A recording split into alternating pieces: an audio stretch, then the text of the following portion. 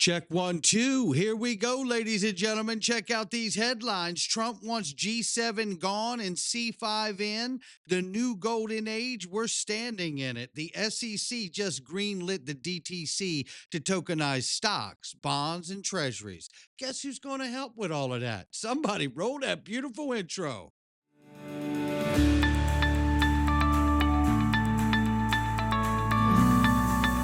Digital Perspectives with Brad Kimes. Come on in.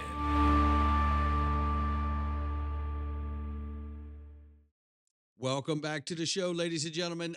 Follow us on X, YouTube, and DigPerspectives.com for exclusive content right now. $3.23 trillion market cap for crypto. The market is up 2.2%. Bitcoin 92,300 plus. Ethereum 3,200 plus.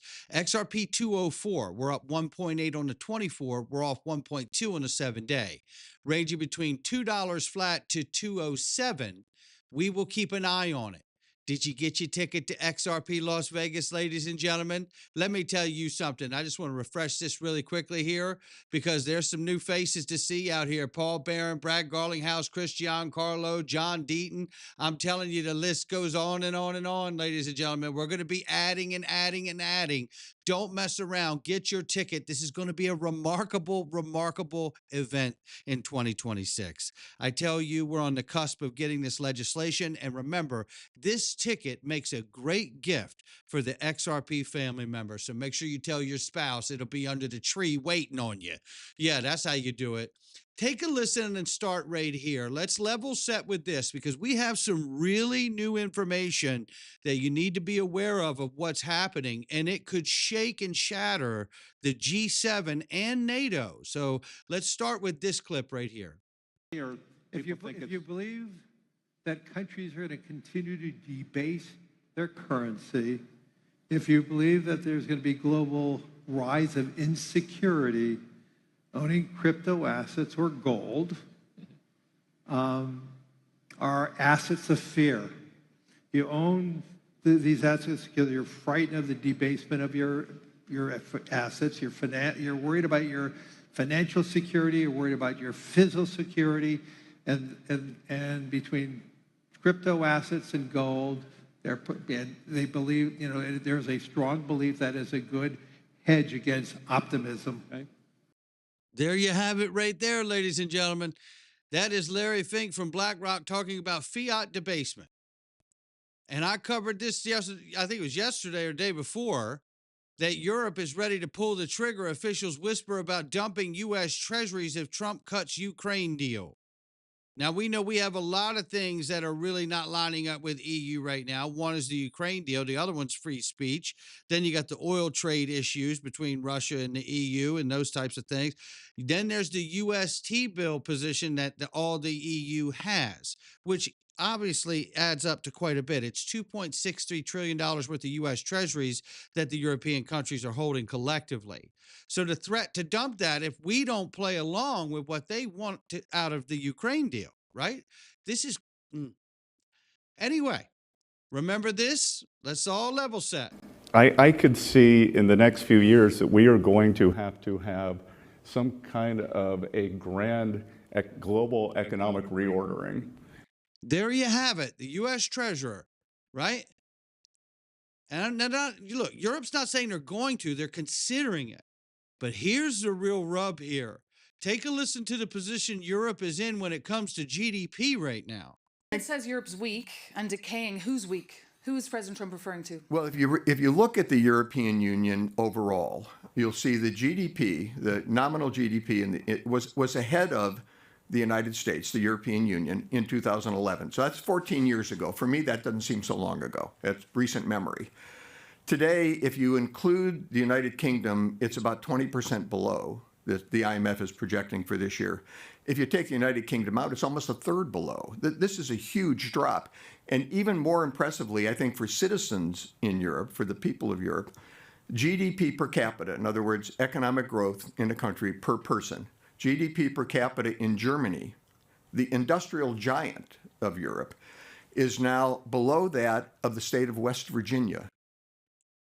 Okay, so there we have that. So as it stands, they may be thinking about dumping those U.S. Treasuries, but they may want to think again, right? You ain't exactly sitting at a place where you can make these kind of calls, is what it's sounding like here. Now, what's interesting about this is that, European Union is now being left out of what Trump administration is discussing, the idea of creating an alternative to the G7 without Europe.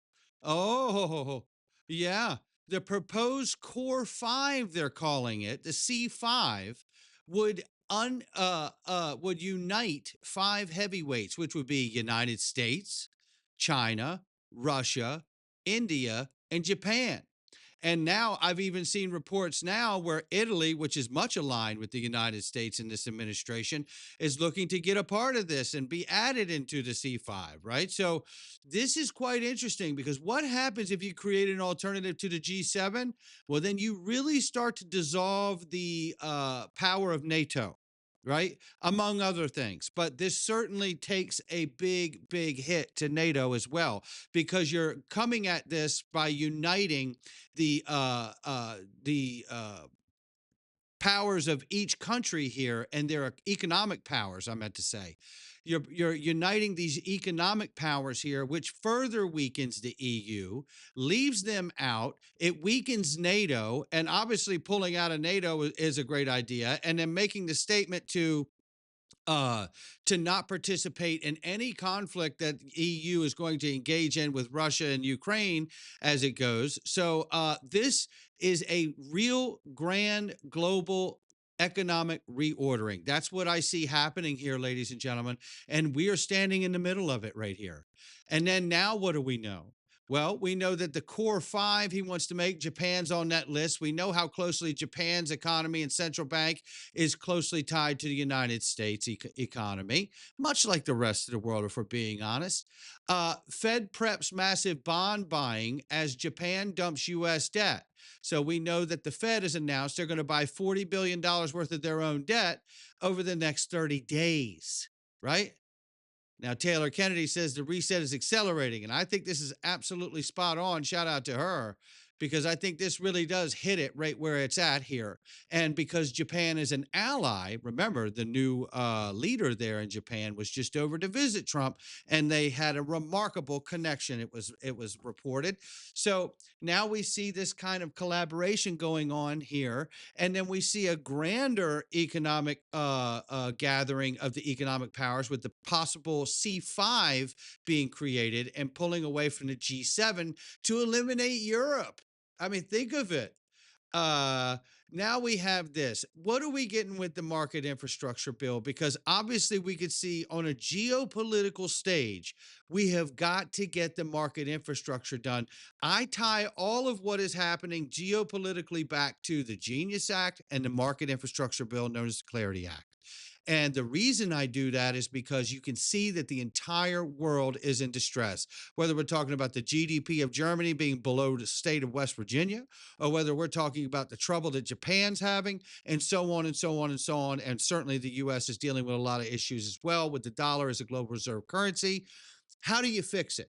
You bring in a new money, a new asset class of commodities. That's how you do it. And you introduce a new market infrastructure. That way you can speed up the velocity of money and trade to escalate and accelerate our ability to get out of this problem we are in right now. Because in 08 and 09, we had a real estate default swap crisis. That default swap crisis was at the bank, fell at the bank step. Because of that default, it fell in the real estate sector, and then all had to be bailed out. This time around, it falls at the central bank steps, the central banks that print money. They don't have another answer. And right now, they keep going back and forth between we cut, we raise, we cut, we raise. We print, we buy back, we print, we buy back. It's hitting a real unsustainable level, and we all know this, right? So, again, just for out of the last 5 national currencies to serve as a global reserve currency, 2 of them, I think it was Portugal and Spain, if my memory's right, had an 80-year lifespan. We're at 81 years with the US dollar as the world reserve currency. So if it doesn't change like it has in the past when that life cycle ends, then you've got to do something to renew its ability to have another extension of life and run for another 80 or 100 plus years. Well, we're introducing the Genius Act, the digital dollar, and the new digital on-chain economy, and a new market infrastructure bill. Where are we at with this? Paul Atkins says this. Through on the president for signing that bill. Now, there's a market structure bill that's going through, the Clarity Act that was passed by the House. And so that we'll see where that goes in Congress. And so I'm hoping that they'll be able to get that through.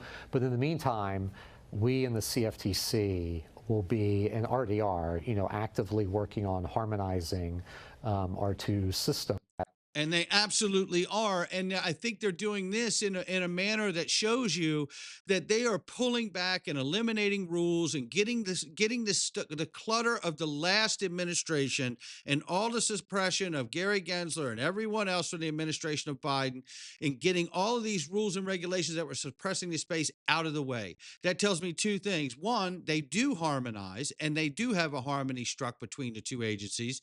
And two, it also tells me that the agencies as market regulators believe that they are getting the legislation framework from the Clarity Act that will go through, or they would never lift these things. I don't personally believe myself. So I find that to be very positive and bullish. But then we had this go out yesterday. Shout out to Paul Barron. He said, urgent update, the market structure bill circulating in the Senate isn't regulatory clarity. It's the ultimate rug pull by folding to Senator Elizabeth Warren, who's a disaster, unconstitutional Bank Secrecy Act surveillance demands. Senator Tim Scott and Senator Lummis are effectively handing the future of finance to the big bank cartel. Treating software developers like financial institutions doesn't protect consumers. It kills DeFi to protect Wall Street incumbents. What we see what you're doing, kill the bill, he says. And then we had this from Patrick J. Witt, right? And this is the executive director of President's Council of Advisors for Digital Assets. This is important. He says this is entirely false to Paul. And I love Paul for flushing this out. Go Paul is what I say. Who else could get Patrick Witt off the bench? He says this is entirely false. The White House, Senator Tim Scott and Senator Lummis are in lockstep on the need to protect software developers and DeFi. That message was conveyed to Senate Democrats on the Hill this morning and again at the White House with the industry this afternoon. So he's saying, regardless of what Paul and us are hearing out here in the chatter about pulling things like they want to pull the anti-CBDC surveillance language out of the NDAA, I think it is, or NDDA bill. Listen, keep an eye on them. Keep an eye on the Senator Warrens. Now we're talking about a different bill than the Clarity Act, but nonetheless, they're saying there's still agreement on everything with this. So that's positive. Paul Grewal here from Coinbase gives us this update, and he's very, very positive. Hey everybody, Paul Grewal from Coinbase. The temperature here in DC is dropping, but the heat is rising. I've been here all week working with many across the industry, and more importantly, on behalf of millions of all of you who want to see market structure legislation passed by the Congress immediately.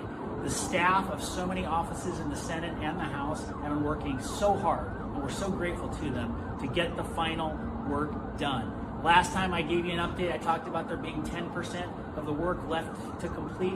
I've got good news. We're now down to a handful of issues. I can count them on one hand inside of that 10% that we need to resolve in order to get the legislation through the Senate, back over to the House, and then over to the President's desk for signature. So thank you all for your continued support. If there's one thing you can do to help, let your senators know. Pass the market structure legislation now. There it is, ladies and gentlemen. He said it. Please call. Remember, every phone call equates to 10,000 constituents in your district to a senator or representative. So make sure you call. It means so much. Now, we know the size of the market. We've all seen this, and we've all seen the talk of the town and this, that, and the other. Like, this is what we're after.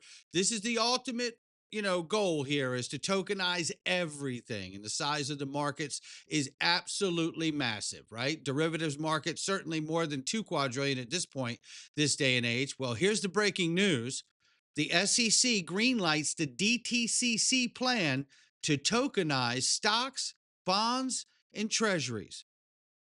just as Paul Atkins said a minute ago, now what does all of this have to do with Europe possibly dumping the bonds, Japan dealing with the bond buyback from the Fed, and Brad, the C5 versus the G7, what are you even talking about this morning?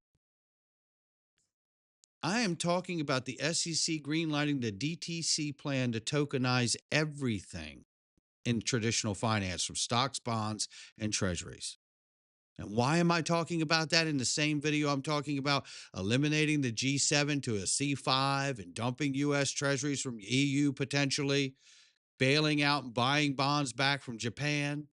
I'm talking about it because tokenizing all of this and then being able to move it through different payment rails because of the help of Hidden Road, which was purchased by Ripple, and help settle all of this, can help tap into liquidity on the new digital on-chain economy, which is going to provide an enormous amount of liquidity access. We're talking 100 trillion worth. Now we know the DTC settles over 2 quadrillion a year. Some say it's even more. Remember, it takes 1,000 trillion to make a quadrillion. It takes 1,000 billion to make a trillion. So this is a lot. And you're going to need a lot if you create a new digital on-chain economy around the world globally, and then you create a new C5 of the economic powers of the world to run on all of it. And you're going to need to access deep liquidity in order to clear and settle and have access very quickly to speed up the velocity of money and settlement, as well as the use of the digital dollar in the on-chain economy. Remember, real USD is going to help settle all of this stuff. Remember what Dan Dunney told us the DTC can do. They can tokenize $100 trillion worth of assets unilaterally without anyone else's permission, and they can do it for their clients in seconds. As in this model is we are the record keeper for quadrillions of dollars of transactions, but for fundamentally assets under record, approximately $100 trillion worth of assets. So unilaterally, without the need to engage anyone else, we can actually make it possible to tokenize $100 trillion worth of value. No one else can do that efficiently. So we have both a right and a responsibility to do that effectively for the financial markets because it unlocks so much. The SEC just gave them permission to do that to all $100 trillion worth. Among those things that it unlocks. So we're building out those rails to do that, to make it so that parties can, within seconds, convert any traditional holding into token form to conduct transactions. There it is. There it is.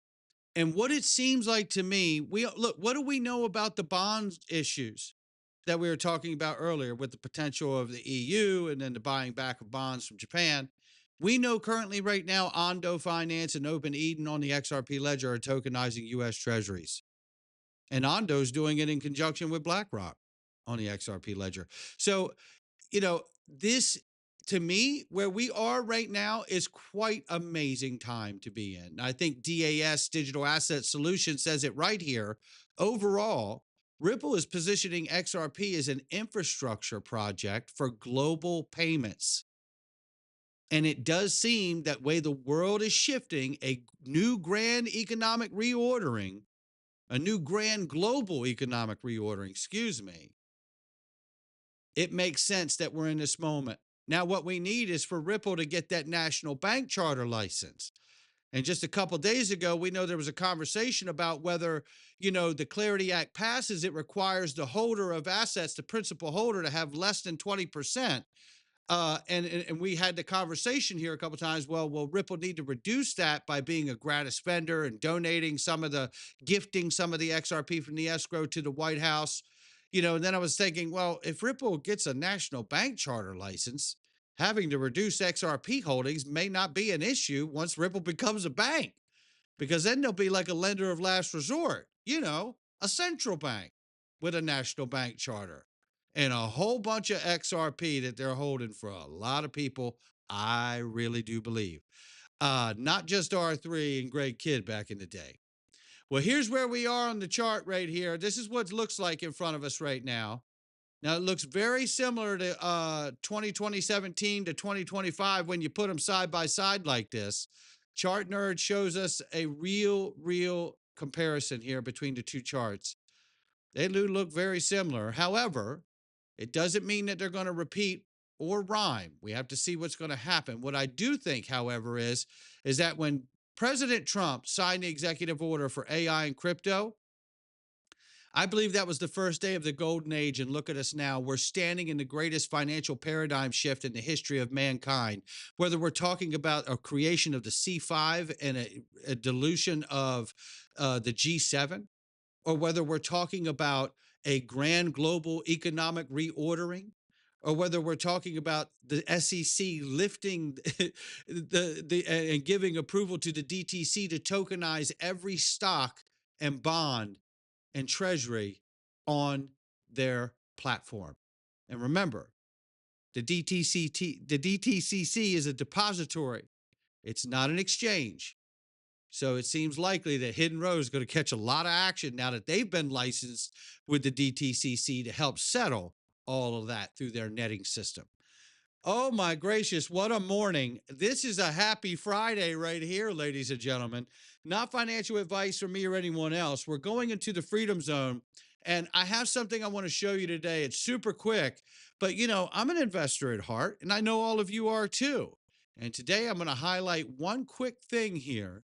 Hope you will join us in the Freedom Zone, ladies and gentlemen. Click the link to join the Patreon for the Freedom Zone, and come on in. Not financial advice from me or anyone else.